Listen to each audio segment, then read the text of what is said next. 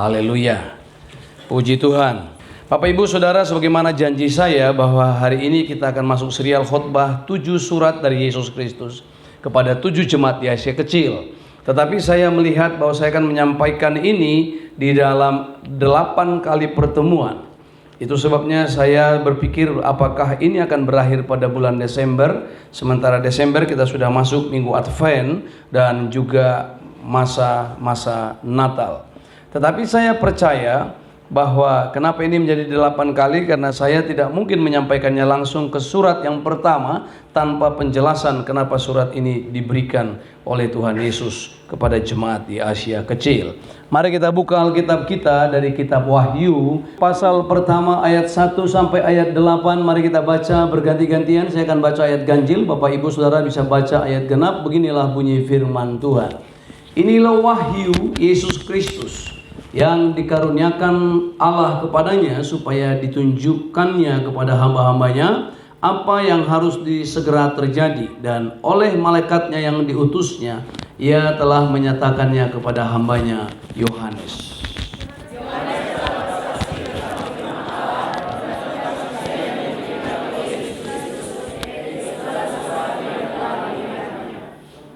Berbahagialah ia yang membacakan dan mereka yang mendengarkan kata-kata nubuat ini dan yang menuruti apa yang ada tertulis di dalamnya, sebab waktunya sudah dekat.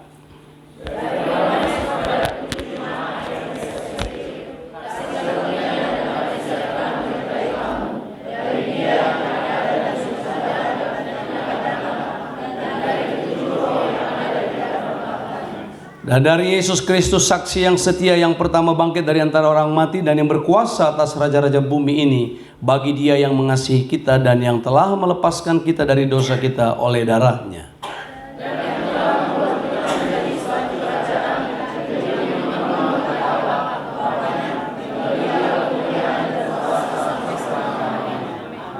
Lihatlah, ia datang dengan awan-awan dan setiap mata akan melihat Dia, juga mereka yang telah menikam Dia, dan semua bangsa di bumi akan meratapi Dia. Ya, amin.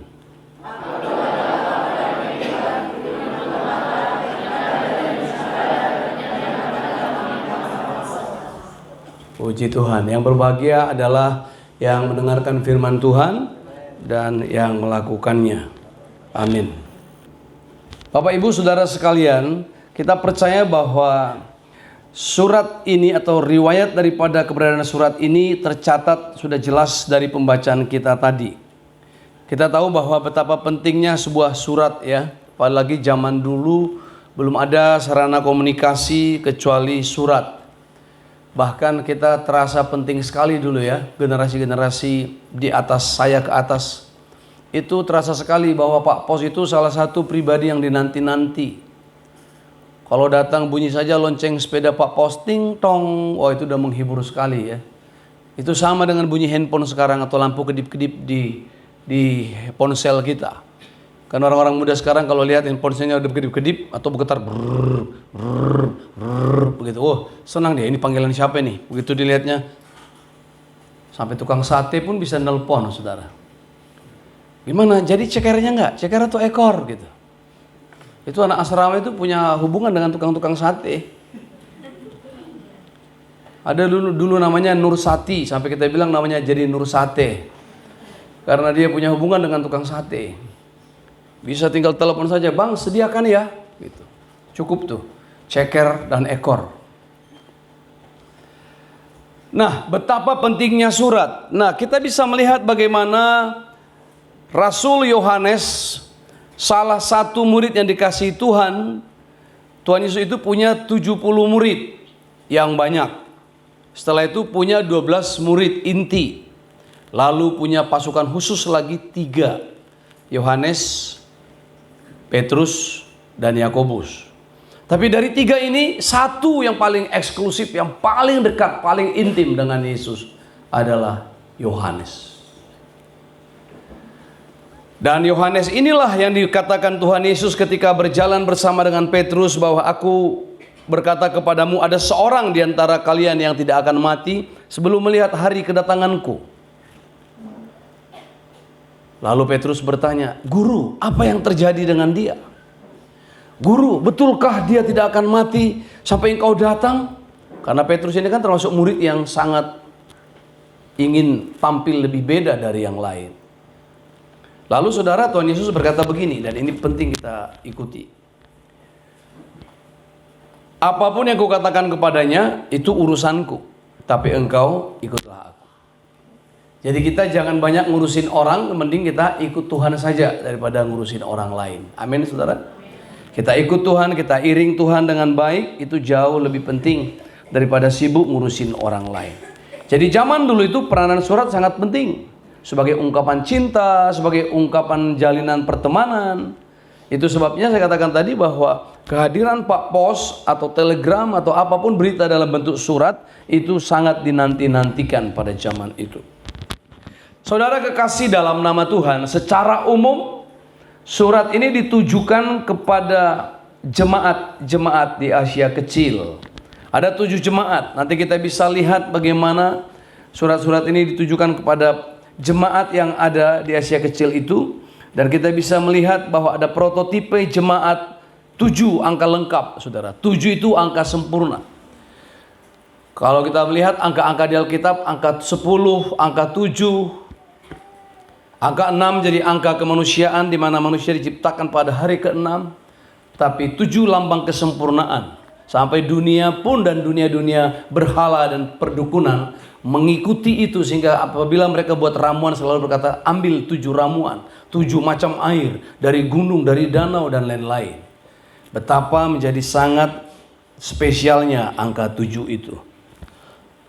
Tetapi yang mau saya sampaikan kepada kita adalah, secara umum tujuan surat ini adalah yang pertama agar jemaatnya berbahagia. Tuhan Yesus ingin jemaatnya berbahagia. 7 gereja yang di Asia Kecil ini yang telah menerima Yesus, mengaku Yesus sebagai Tuhan. Pada zaman itu, saudara, tidak gampang untuk terima Yesus. Pada zaman itu kekaisaran Roma masih berkuasa dan kaisar-kaisarnya sangat bengis, sangat kejam. Jadi kalau mereka mengikut Yesus itu taruhannya mati. Tokoh-tokoh daripada gereja pada awalnya setelah murid Yesus dan Rasul Paulus terakhir, bahkan Thomas di Madras di India masih sempat menginjil dan akhirnya mati martir di sana. Setelah itu tokoh-tokoh gereja kita lihat sampai bahkan ke zaman kelahiran Protestan oleh Martin Luther, orang-orang Protestan masih dibunuh oleh kekuasaan-kekuasaan tiran yang luar biasa dari Roma. Dan pada zaman itulah surat ini diberikan oleh Tuhan Yesus kepada Yohanes. Kita melihat dalam pasal 1 ayat 3 dikatakan di situ, berbahagialah ia yang membacakan dan mereka yang mendengarkan kata-kata nubuat dan yang menuruti apa yang ada tertulis di dalamnya, sebab waktunya sudah dekat. Jadi surat ini dimaksudkan, saudara, agar jemaatnya berbahagia.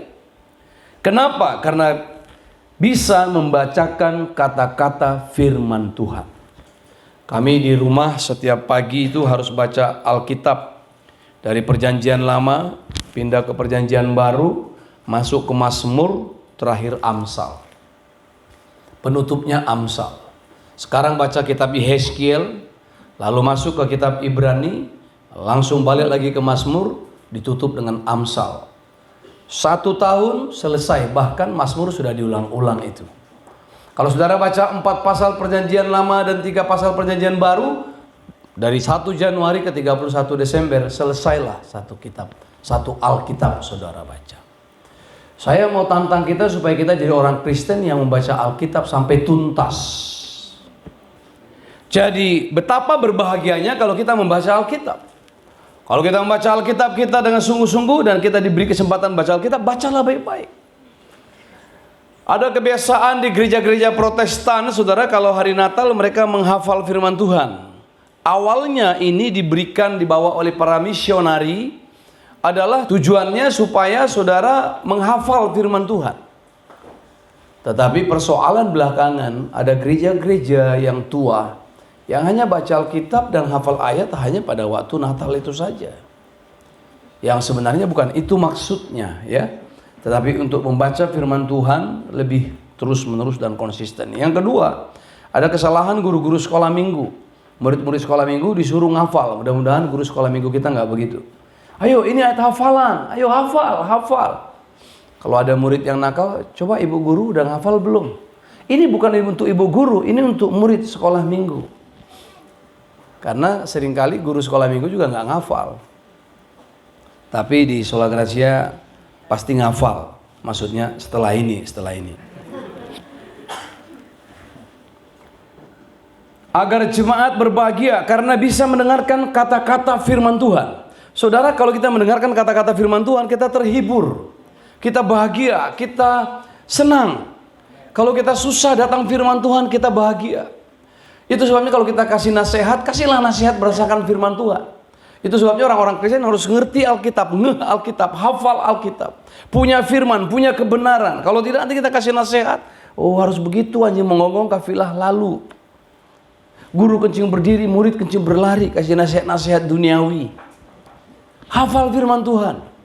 Harus bisa berkata tenang, jangan takut, sebab Tuhan yang di dalam engkau memberi kekuatan. Sebab firman Tuhan berkata dalam Filipi pasalnya yang ke-4 ayat 13, segala perkara dapat kutanggung di dalam Dia yang memberi kekuatan kepadaku. Amin, amin. Dan orang kalau sudah kasih nasihat pakai nama firman Tuhan, kita kayaknya yakin sekali. Haleluya. Amin, saudara. Bagaimana kalau saya khotbah di sini, yang saya khotbahkan adalah pendapat para ahli. Saya katakan pendapat para ahli. Ini seminar atau apa ini? Simposium atau apa ini? Tetapi ini firman Tuhan, ya di atas ya, amin di atas amin, tidak di atas tidak. Sebab kebahagiaan sejati bukanlah terletak di dalam perasaan seseorang, melainkan di dalam pengertiannya dan pemahamannya bahwa dia benar-benar mengenal Allah dan bisa mengasihi Allah. Ini kebahagiaan sejati. Apa Pak? Kebahagiaan sejati bukanlah terletak di dalam perasaan kita. Waspada dengan perasaan sekali lagi. Waspada dengan perasaan. Perasaan kita ini nggak bisa dipercaya, saudara. Nggak bisa dipercaya perasaan. Saya orang yang tidak mau terlibat dengan perasaan. Jadi kebahagiaan sejati bukanlah terletak di dalam perasaan seseorang, melainkan di dalam pengertiannya, pemahamannya, bahwa dia benar-benar mengenal Allah dan bisa mengasihinya. Yohanes pasal 17 ayat 3 berbicara tentang hidup yang kekal. Yohanes pasal 3 ayat 16 berbicara tentang hidup yang kekal. Dalam Yohanes pasal 3 ayat 16 dikatakan, karena begitu besar kasih Allah akan dunia ini, sehingga ia mengaruniakan anaknya yang tunggal, supaya setiap orang yang percaya kepadanya tidak binasa, melainkan beroleh hidup yang kekal. Ini enak kedengaran, ini gampang kedengaran. Ini kayaknya satu resep ampuh yang memindahkan kita dari neraka ke sorga, dan oleh beberapa kalangan evangelikal membuat ini menjadi senjata ampuh hanya untuk mengatakan percaya di dalam hati dan mengaku dengan mulut, lalu engkau masuk surga, selesai, sebentar. Hidup kekalnya apa? Yohanes 17 ayat 3, inilah hidup yang kekal itu, bahwa mereka mengenal engkau Allah satu-satunya dan Yesus Kristus yang kau utus. Jadi sesungguhnya kalau kita belum mengenal Allah dengan baik, kita sendiri yang harus mengatakan bahwa kita belum beroleh hidup yang kekal. Amin, saudara. Jangan saudara kira karena sudah terdaftar di satu gereja, sudah dibaptis, baptis selam lagi, selamnya di Jordan lagi, di Jordan. Oh, kenapa harus di Jordan? Emang belum pernah? Sudah, di air manis pernah. Tapi air manis tidak ada apa-apanya dibanding Jordan. Kalau air asin bagaimana? Apalagi Pak, air manis saja nggak ada apa-apanya, apalagi air asin. Makanya ketika di Jordan ditahbiskan lagi baptisan saya di Jordan, Pak. Supaya apa? Supaya mirip benar dengan Tuhan Yesus. Udah selam di Jordan lagi. Tunggu dulu. Kalau kita nggak kenal Tuhan, sama aja, nggak dapat hidup yang kekal. Jadi Yohanes 3:16 harus dimaknai dengan pemahaman Yohanes 17 ayat 3. Inilah hidup yang kekal itu, bahwa mereka mengenal engkau satu-satunya dan Yesus Kristus yang engkau utus. Jadi pengenalan akan Allah itu penting. Tidak mungkin orang yang tidak mengenal Allah jumpa dengan Allah. Saya yakin kalaupun papasan di jalan, pasti diabaikannya Tuhan. Oh, dari mana? Oh, kita lihat saja orang Samaria yang murah hati. Orang Samaria yang murah hati ketemu dengan orang yang sekarat, orang yang terluka. Lalu dilihat, dia meminggir, menepi, lalu lewat. Datang orang Lewi, ketemu, meminggir, lewat. Sementara Tuhan Yesus berkata apa? Barang apapun yang kamu lakukan kepada yang paling hina ini, kamu lakukan kepadaku. Berarti orang Samaria itu udah seperti Tuhan sendiri sebenarnya. Maaf, orang yang luka itu harusnya sudah menjadi saudara sendiri. Itu sebabnya ketika orang Samaria ketemu dengan orang yang luka itu, bahkan dia bisa menolong orang yang luka itu. Haleluya, saudara. Perasaan adalah suatu gejala yang sangat dangkal dan suka berubah-ubah. Perasaan adalah suatu gejala yang sangat dangkal dan suka berubah-ubah, tetapi pengenalan akan Allah sesuatu yang tersimpan, terstruktur rapi, jauh di dalam pikiran dan relung hati kita. Itulah yang menggerakkan tenaga positif untuk kita bisa mengasihi Allah tanpa pamrih. Amin, saudara. Saya ulangi ya. Perasaan adalah suatu gejala yang sangat dangkal dan suka berubah-ubah. Tapi pengenalan akan Allah sesuatu yang tersimpan dan terstruktur seperti arsip yang rapi, jauh di dalam pikiran dan relung hati kita. Itulah yang membuat menggerakkan tenaga positif untuk bisa mengasihi Allah tanpa pamrih. Saudara baca Mazmur 1, saudara akan mengerti firman Tuhan. Saudara baca Mazmur 19, saudara akan mengerti betapa kayanya firman Tuhan. Saudara baca lagi Mazmur 119, saudara makin kagum akan kekayaan firman Tuhan. Karena itu semua tentang firman Tuhan yang kalau dilakukan, maka kita berbahagia atasnya. Jadi dengar baik-baik, Tuhan ingin kita bahagia. Katakan amin. Jangan percaya dengan apa yang mengatakan, oh jadi orang Kristen itu susah, jadi orang Kristen itu sakit, jadi orang Kristen itu menderita, jadi orang Kristen itu banyak cobaan. Jawabnya apa harusnya? Jawabnya harusnya begini, kalau jadi orang Kristen aja susah, apalagi kalau nggak jadi orang Kristen. Amin, saudara? Susah di situ bukan susah karena miskin kere, bukan, karena konsekuensi. Susah di dalam peperangan batin. Nggak bisa korupsi, nggak bisa nipu, nggak bisa berbuat jahat, nggak bisa melakukan segala sesuatu untuk untung segala sesuatu, nggak bisa. Penderitaannya di situ, penderitaan salib yang sebenarnya. Bukan penderitaan yang dicari-cari masuk penjara, bukan. Justru orang Kristen bebas dari semua itu. Amin, saudara. Yang kedua, kenapa Tuhan Yesus menuliskan surat ini kepada jemaat? Selain agar jemaat berbahagia, agar jemaat sadar dan tahu akan posisinya masing-masing. Agar jemaat tahu posisi masing-masing dan prototipe kekhasannya di hadapan Tuhan. Ayat 4 berkata apa? Dari Yohanes kepada ketujuh jemaat di Asia kecil. Kasih karunia dan damai sejahtera menyertai kamu dari Dia yang ada dan yang sudah ada dan yang akan datang, dari ketujuh roh yang ada di hadapan tahtanya. Bapak Ibu Saudara kasih dalam Tuhan, jemaat ini perlu tahu kekhasannya. Hamba-hamba Tuhan perlu tahu kekhasannya. Semua kita punya karunia-karunia yang khusus di hadapan Tuhan. Jemaat ini sudah ada dan akan terus ada sepanjang zaman. Sekali Tuhan menetapkan gerejanya di muka bumi ini, Alkitab berkata apa? Ketika perjalanan Tuhan Yesus menuju Kaisarea Filipi dan mendekati Kaisarea Filipi, Yesus bertanya kepada mereka, menurut kata orang, siapa aku? Lalu orang-orang murid-murid menjawab, ada yang mengatakan Yeremia, ada yang mengatakan Yohanes Pembaptis, ada yang mengatakan Elia, ada yang mengatakan salah seorang dari nabi-nabi yang telah mati dan telah bangkit. Lalu Yesus berkata apa? Menurutmu aku ini siapa? Lalu Petrus berkata, engkau adalah Mesias, anak Allah yang hidup. Lalu Yesus berkata begini, bukan engkau yang mengatakan itu kepadamu Petrus, tapi Roh Kudus, Roh Bapakku yang mengatakan itu kepadamu. Berbahagialah engkau, hai Simon bin Yunus. Lalu dikatakan apa? Di atas batu karang inilah akan kudirikan gerejaku dan alam maut tidak menguasainya. Yang kedua, alam maut tidak akan bisa menguasainya. Yang keempat, gereja yang benar mengenal Allah dan takkan mungkin bisa dikalahkan oleh iblis. Itu maksudnya. Tuhan mau katakan bahwa gereja ini aku bahagiakan. Yang kedua, gereja ini nggak akan mungkin dikalahkan oleh iblis. Hamba-hamba Tuhan harus mengerti akan hal ini. Jangan sampai kita hamba Tuhan ketakutan ketika ada ancaman untuk tidak beribadah. Apa yang saya katakan minggu lalu, bahwa sekolah minggu harus dilaporkan ke pemerintah, itu baru rancangan undang-undang, supaya dengan demikian dapat bantuan dari pemerintah. Nggak perlu ada bantuan. Amin, saudara. Sebenarnya kita nggak tahu sampai kapan nanti kita akan bisa beribadah di gedung ini. Akan ada ibadah mungkin di kuburan. John Wesley membangun gereja Metodis di kuburan mulainya. Saya membela gereja, mengadvokasi gereja Bethel Indonesia Jemaat Betani Kampung Nias 2 di Bukit Tinggi. Ketemu mereka dengan pimpinan-pimpinan di sana. Dengan waktu itu saya masih di FKUB. Lalu ada di situ dari polisi, ada dari Kodim, ada tokoh-tokoh adat, ada tokoh-tokoh masyarakat yang lain. Terakhirnya saya singkatkan, setelah mereka semua bicara melarang, dan akhirnya saya bicara.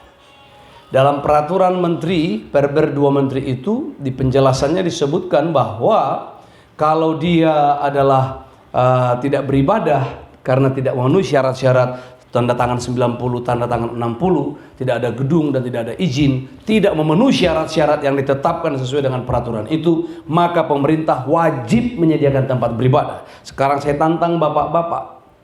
Waktu itu saya masih ketua PDS provinsi, Jofri ketua Demokrat dan dia wali kota. Kalau bapak-bapak tidak menyiapkan, hari ini saya juga bisa telepon beliau dan saya bicara kepada beliau. Ada yang mengatakan beliau sedang di Jakarta. Iya, tapi bapak-bapak dari unsur pemerintahan wajib menyediakan untuk mereka beribadah. Sekarang hari Jumat, 2 hari lagi hari Minggu. Mereka harus beribadah. Mau di kuburan dikawal, mau di Kodim dikawal. Pokoknya disediakan tempat untuk beribadah bagi mereka. Sidang kita skors karena mau sholat Jumat. Selesai itu mereka rapat, kebingungan. Tapi kadang-kala kita yang ketakutan. Kita pergi ke rumah, ke tempat orang beribadah, ke tengah jemaat. Pak, di sini nggak boleh nyanyi kencang-kencang. Lalu bagaimana? Kita pelan-pelan saja Pak, 1/4 suara. Awalnya 1 suara. Baru nyanyi lagi kita ulang lagu ini 1/2 suara. 1/2 suara berarti ya 1/2. Rupanya masih kencang, 1/4, 1/8, 1/16. Saya teringat tadi pergi ke ruang sekolah minggu, saya temukan buku besar di situ, Matematika Bisnis dan Keuangan. Jadi rupanya guru sekolah minggu mau mengajarkan kepada sekolah minggu matematika bisnis dan keuangan. Sama seperti worship leader itu mengajarkan 1/2 suara, 1/4 suara, dan 1/8 suara. Ini praise and worship atau matematika, bilangan cacah, pecahan, dan lain-lain.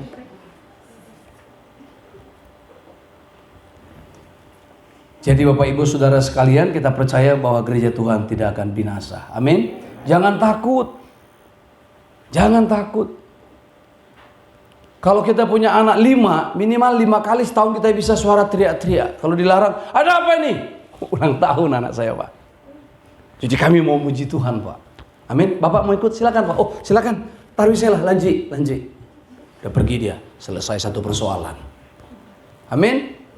Jangan takut. Pak, permisi Pak, boleh nggak Pak? Anak saya ulang tahun, kayak mau nyanyi. Boleh nggak Pak?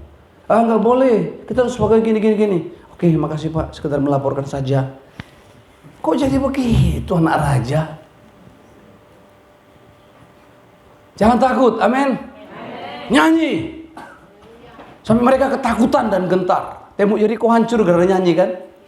Apa sih hubungannya ya dengan nyanyi? Not bisa hancurkan batu-batu. 5 tahun kita ibadah di tenda, di jondul. Nyanyi. Saya percaya 5, 6, 7 orang ibu-ibu sambil goreng pisang, sambil goreng. Pasti udah ikut. Na. Ada yang tadi? Apa sih nyanyinya? Haleluya, ku memuji kamu Tuhan. Sebab kasih-Mu takkan berkesudahan.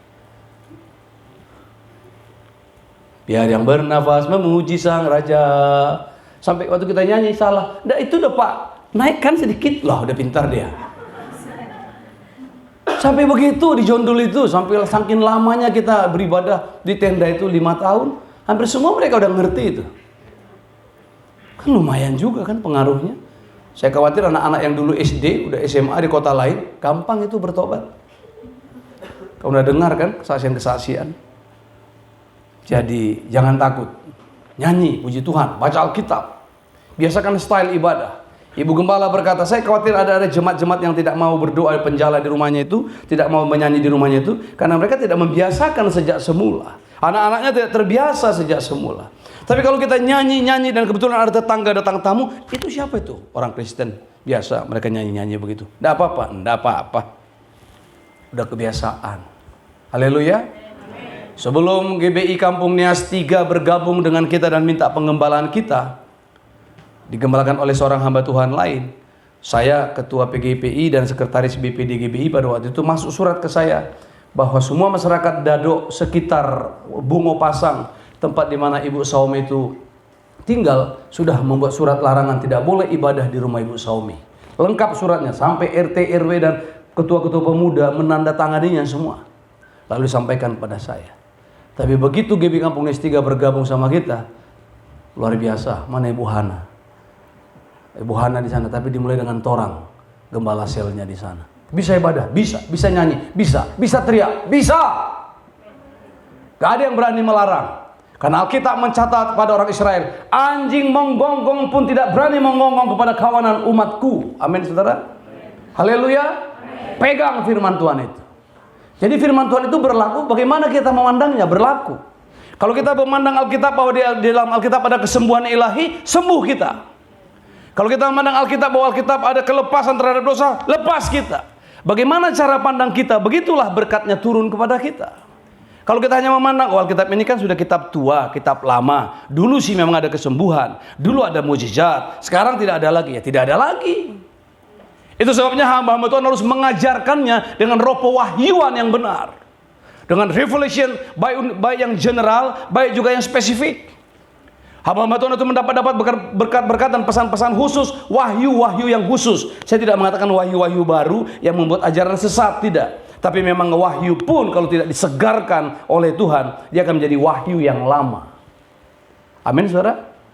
Kita berdoa untuk itu. Yang ketiga, selain supaya jemaat berbahagia, selain supaya jemaat sadar bahwa jemaat tidak akan binasa, yang ketiga, agar jemaat tahu dan sadar bahwa Yesus Kristus adalah kepala gereja dan pemiliknya.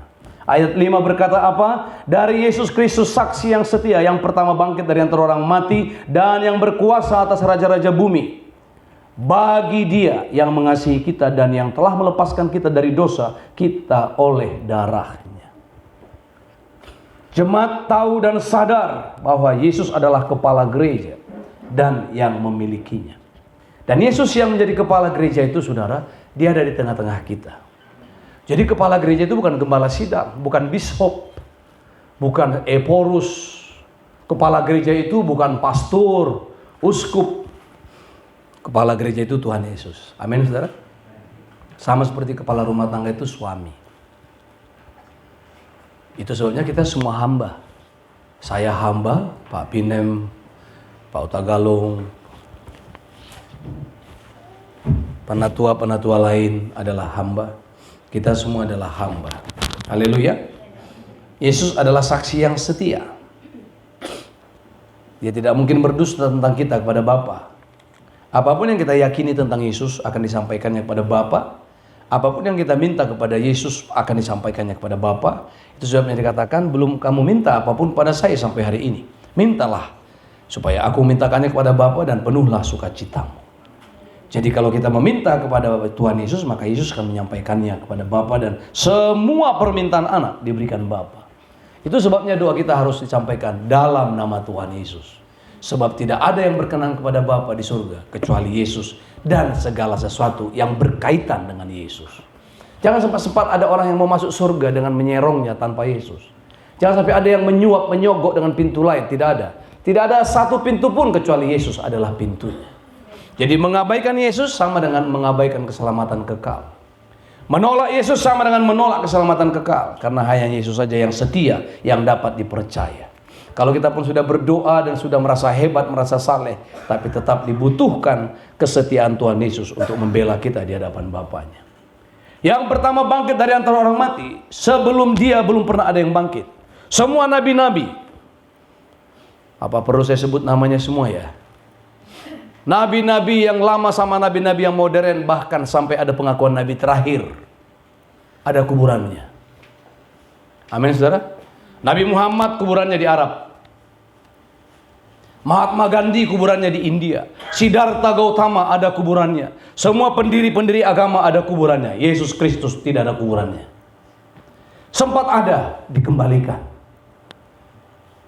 Pernah mengembalikan kuburan? Ada dalam catatan sejarahmu, kakekmu, nenekmu, opuhmu mengembalikan kuburan? Maka pergilah mereka membawa surat pengembalian kuburan. Kami kembalikan kuburan ini karena telah dipakai hanya Yesus. Pinjam rahim Maria, dikembalikan. Pinjam unta, keledai, dikembalikan. Pinjam loteng di Yerusalem, dikembalikan. Pinjam kuburan Yusuf Arimatea, dikembalikan. Bahkan kalau ada teman kita yang mengembalikan kuburan sama kita malam-malam ketok pintu, kita takut. Misalnya kita kasih contoh saja ya, ketok pintu. Siapa? Mama ini, Ami. Mama. Si Ami pasti takut tuh. Mama bukankah mama sudah mati? Iya, tapi mama mau jemput tusuk sanggul yang tinggal. Gimana itu ya? Ada teman kembalikan kuburan ketok pintu aja. Mirip-mirip aja suara orang yang ketok pintu dengan orang yang meninggal tadi sore. Kita udah tarik selimut tuh. Jangan buka pintu, apalagi disertai dengan lolongan anjing. Takutnya bukan main kita. Kita ini kadang-kadang doanya kencang waktu di gereja. Nyanyinya haleluya melompat-lompat waktu di gereja. Lewat kuburan aja tunggang langgang. Entah apa hubungannya. Kuburan dengan ketakutan seperti itu. Makanya nanti kalau ada orang meninggal, kita suruh dulu penatua-penatua muda, diaken muda yang mengubur. Tanpa ditemani. Nanti Pak Utagaluh siap-siap. Tapi nggak usah dilihat jauh dari petinya. Petinya di sana supaya jangan hadap-hadapan wajah kita. Jadi kalau mimpi pun kita nggak aku kenal dia, nggak kenal. Ya gitu ya. Yesus Kristus yang berkuasa atas raja di bumi katanya. Dia raja, he is a king. Adalah penghinaan bagi Allah jika kita mengagung-agungkan, menyebutnya sebagai raja, tapi kita tidak memposisikan diri serendah mungkin di hadapannya dan mengambil rupa sebagai hamba. Jadi kalau Yesus itu adalah raja seperti tadi, apa tadi lagunya? Raja mulia. Terus Allah perkasa, Bapa yang kekal, berkuasa selamanya. Segala ciptaan sujud menyembah bagi yang mulia, berkuasa selamanya. Dia datang di atas awan, tampil bersinar, surya kebenaran. Itu di gereja, di rumah jadi lemah. Waktu di gereja lompat-lompat luar biasa. Sampai di rumah, kenapa lemah? Belum beli beras. Jangan jadi lemah, jadi loyo. Kalau dia raja, jangan kecilkan makna dirimu, arti dirimu. Amin. Amin, saudara. Kita ini orang-orang yang luar biasa, saudara. Jangan kita perkecil Tuhan. Jadi kalau dia memang raja, mari kita perhamba diri terhadap dia. Saya ulangi lagi. Penghinaan yang besar bagi Allah jika kita mengagung-agungkan dia, menyebutnya raja, tapi kita tidak memposisikan diri serendah-rendahnya dan tidak mengambil rupa sebagai hamba terhadap dirinya. Sekarang pertanyaannya, apa ciri-ciri hamba itu? Ada 5 setidaknya ciri-ciri hamba. Jikalau kita menghambakan diri kepada Tuhan, yang pertama, kita harus memiliki pikiran yang sama dengan tuannya. Seorang hamba yang baik punya pikiran yang sama dengan tuannya. Dia tidak boleh bersilang pikiran. Dia tidak boleh kontradiksi pikiran dengan tuannya. Kalau tuannya berpikiran aliran musik, tuannya dangdut, ya dia dangdut. Kalau tuannya musiknya jazz, dia jazz. Jangan tuannya musiknya slow waltz atau musik-musik country, dia dangdut. Nggak bisa. Walaupun dia nggak suka dangdut, terpaksa dia harus dangdut dan tangan di atas. Karena tuannya musik dangdut. Tuannya nyanyi, tidak semua laki-laki, terpaksa dia juga ikut. Walaupun nggak ngerti. Amin. Tuan harus sepikiran, seperasaan. Maaf, hamba harus seperasaan, sepikiran dengan tuannya. Supaya apa? Supaya bisa melayani. Kalau Yosdi ini majikan saya harus sepikiran dengan dia. Saya harus cari apa kemauan dia. Kalau saya bawa pikiran saya sendiri, makan Tuan, makan. Apa ini? Nenas. Saya suka mangga. Tuan ketinggalan zaman. Sekarang zamannya makan nenas, Tuan. Ini yang mana Tuhan, yang mana hamba? Coba kita pikirkan nih. Suami istri aja saudara harus berusaha untuk senyawa. Harus berusaha senyawa, sepikiran, seperasaan. Mama saya pernah cerita sama saya begini. Seorang kaya suruh pembantunya belanja, beli mangga. Beli mangga ya, 6. Ya nyonya, yang manis-manis, yang merah-merah. Oke nyonya. Singkat cerita, siang berlalu, dia datang, mana mangganya? Udah diletakkan di meja semua nyonya. Loh, kok begini? Semua mangga itu bekas digigit. Digigit dan nampak merah-merah. Tapi tadi nyonya bilang, semua yang merah, semua yang manis. Saya sudah coba nyonya, semua manis, semua merah. Jadi sudah dibelinya, dikunyah. Boleh. Asam, enggak. Nah, jadi semua yang dibawanya sudah digigitnya dan nampak merah dan manis-manis. Menurut saudara, pembantu yang seperti ini perlu dipecat atau ditinggikan? Luar biasa. Sekali waktu katanya, ini mama saya yang cerita, disuruh beli korek api. Lalu dibilang, pergi beli korek api cepat. Jangan sampai yang masuk angin ya, harus nyala semua. Yang bagus, jangan masuk angin. Wah, dicobanya semua, cek, nyala, simpan. Semua udah dicoba, masukkannya kotak. Ini korek apinya nyonya, udah saya coba, nyala semua.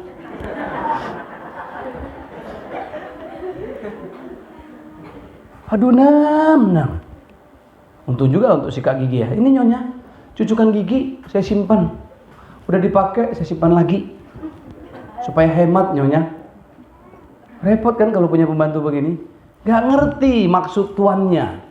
Jadi hamba yang baik memiliki pikiran yang sama dengan tuannya. Filipi 2 ayat 5-6. Kita bisa melihat, hendaklah kamu memiliki pikiran dan perasaan yang sama yang terdapat juga dalam Kristus Yesus Tuhan kita. Yang kedua, tidak memiliki hak. Hamba tidak memiliki hak kecuali hanya kewajiban. Tidak memiliki hak kecuali hanya kewajiban. Tuhan Yesus berkata apa? Adakah di antara kamu seorang hamba yang kalau dia pergi dengan tuannya bersama dan pulang dari ladang, adakah tuannya berkata, mari makan bersama? Tidak. Melainkan berkata, siapkan makanan bagiku, dan tuan duduk. Lalu hamba datang menyiapkan makanan. Setelah tuannya makan semuanya, baru dia pergi. Dan kalau ada masih makanan, dia makan. Kalau tidak ada, kita tidak tahu. Dan katanya di akhir dari semua itu, hamba itu berkata, kami hanya melakukan apa yang patut kami lakukan, karena kami hanya hamba-hamba yang tidak berguna.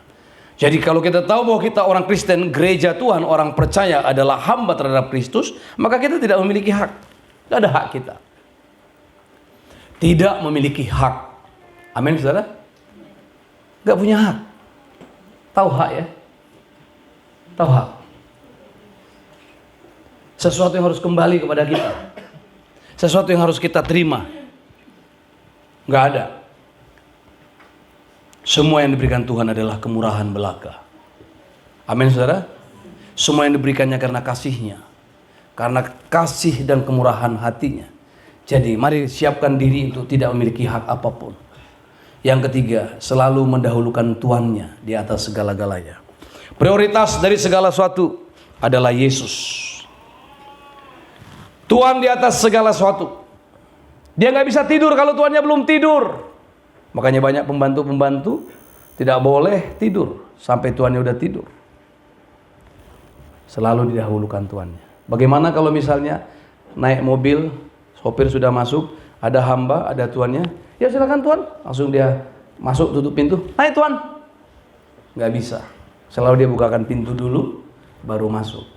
Saya sendiri berusaha untuk mendahulukan istri masuk, kecuali saya sudah lebih dulu nyalakan mobil dan sudah lebih dulu duduk. Tapi selalu bahagia rasanya kalau menyediakan tempat lebih dulu kepadanya. Yang keempat, saudara, hamba itu rendah hati, selalu rela, tidak dianggap dan tidak dihitung. Rela tidak dianggap, tidak dihitung seorang hamba. Yang kelima, setia. Dua setianya, setia kepada tuannya dan setia kepada perkara-perkara kecil. Perkara-perkara sederhana, lalu berada di dekat tuannya. Jadi kalau seorang hamba tidak setia dengan perkara kecil, sebenarnya dia bukan hamba.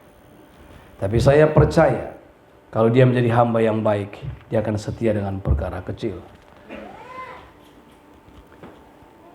Kenapa jemaat perlu diberitahu bahwa Yesus kepala gereja? Sebab Yesus mengasihi kita, melepaskan kita dari dosa oleh darahnya. Saudara, ini perlu dijelaskan. Kita diselamatkan oleh Yesus Kristus bukan saja oleh kebaikannya. Kita diselamatkan oleh Yesus Kristus, melainkan juga oleh ketaatannya kepada Bapa. Jadi dengar baik-baik. Bagus sekali kita pandang begini. Yesus mengasihi kita, ya, diselamatkannya kita, ya. Tapi itu akibat dari dia taat sama Bapaknya. Amin, saudara. Dia mengasihi kita karena taat sama Bapaknya. Dia memberkati kita karena taat sama Bapaknya. Dia mengampuni dosa kita karena taat sama Bapaknya. Dia berani menghadapi maut karena taat sama Bapaknya. Dia melawankan iblis karena taat sama Bapaknya. Amin, saudara. Kuncinya taat sama Bapaknya. Sehingga dia rela mati di kayu salib. Karena itu ketaatan kepada Allah dan ketundukan terhadap otoritas adalah menjadi teladan utama dari sebuah kemuridan setelah seseorang diselamatkan.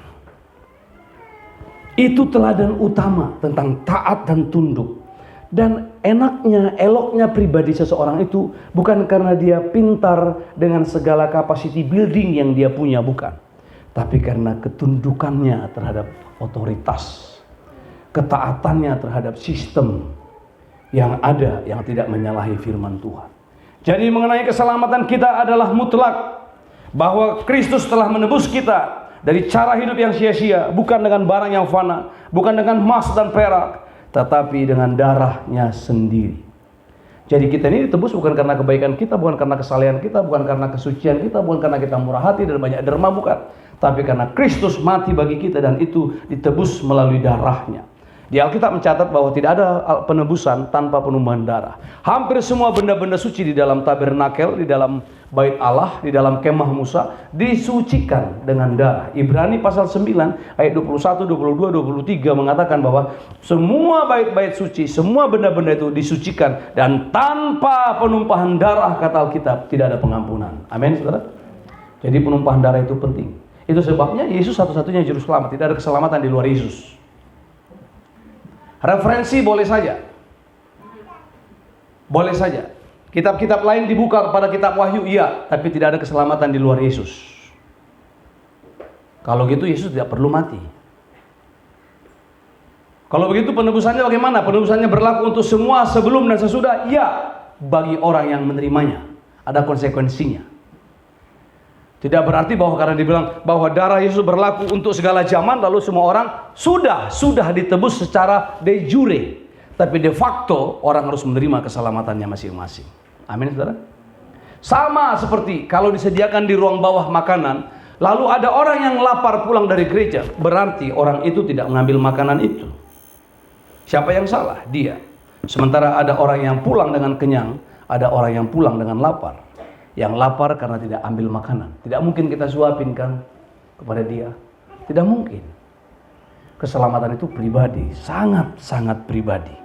Tidak ada itu keselamatan karena Pak Rahmat misalnya pendeta, lalu serta-merta dari Wilda Samovo, terus sampai kepada Amrizal Samovo, Eklesia Samovo, dan Esther Samovo. Langsung semua selamat. Enggak ada itu. Masing-masing harus mempertanggungjawabkan keselamatannya di hadapan Allah. Apa tugas Pak Rahmat sebagai hamba Tuhan dan ayah? Dia memungkinkan, membuat segala sesuatu katalisator untuk memungkinkan di dalam rumah itu terjadi keselamatan dan anugerah Allah dinyatakan. Amin, saudara. Yang keempat, kenapa surat itu dinyatakan? Agar jemaat Tuhan tahu bahwa Yesus akan membuat gerejanya menjadi satu kerajaan imam. Satu kerajaan imam baginya. Kita tahu bahwa adanya satu perjanjian baru yang telah ditetapkan berdasarkan sebuah kemurahan hati Allah. Tetapi ada janji yang dibuat karena perintah. Yang saya mau katakan begini, saudara. Semua yang percaya ikut melayani, tetapi yang ikut memerintah hanya beberapa orang saja. Itu yang disebut beberapa orang telah dipanggil, tapi beberapa orang telah dipilih. Tetapi setiap orang yang telah ditetapkan di dalam Kristus, sesungguhnya dia menjadi imam, menjadi pelayan. Jadi yang menjadi imam itu bukan cuma orang-orang besar, Dalam 1 Petrus pasal 2 ayat 9 dikatakan, kamulah bangsa yang terpilih, imamat yang rajani, bangsa yang kudus, kaum kepunyaan Allah sendiri. Ale margana terpilih doamu, hamalimon raja, hom nagidong gomanda. Kaum yang dipelihara dan dimiliki Tuhan. Itu siapa? Semua orang percaya. Tidak ada lagi imam khusus bahwa pakai topi, bajunya lebar, besar, jubah, dialah imam. Sementara saudara-saudara yang baju biasa tidak imam. Semua yang telah ditebus dijadikan kerajaan imam. Amin, saudara. Itu sebabnya keselamatan itu bukan sekedar membenarkan, bukan sekedar menyucikan, tetapi memberi mandat, perintah. Kita ini menjadi orang-orang, makhluk-makhluk, pribadi-pribadi yang mengemban misi Allah. Tidak cukup cuma menjadi suci. Tadi malam saya katakan di ibadah pemuda, engkau menjadi suci lalu dipajang, tidak. Tuhan tidak butuh orang suci, orang saleh yang tidak berbuat apa-apa. Tuhan membutuhkan orang-orang suci yang mengemban mandat, yang mengemban misi Allah, yang membawa misi Allah sampai ke ujung-ujung bumi. Itu sebabnya dikatakan dalam terakhir, the Great Commission, mandat agung dari Tuhan berkata apa? Pergilah, jadikanlah segala bangsa muridku, baptislah mereka dalam nama Bapa, Anak, dan Roh Kudus, dan ajarkanlah kepada mereka segala sesuatu yang telah kusampaikan kepadamu, dan ketahuilah aku menyertai kamu sampai kesudahan zaman. Amin, saudara. Jadi ini mandat.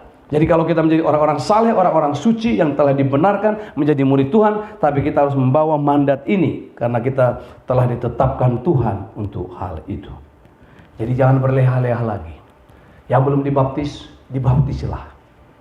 Yang belum dibaptis, arahkan supaya dibaptis. Supaya mereka menerima baptisan yang benar. Baptisan yang dicelupkan, yang diselamkan. Karena arti baptis adalah selam.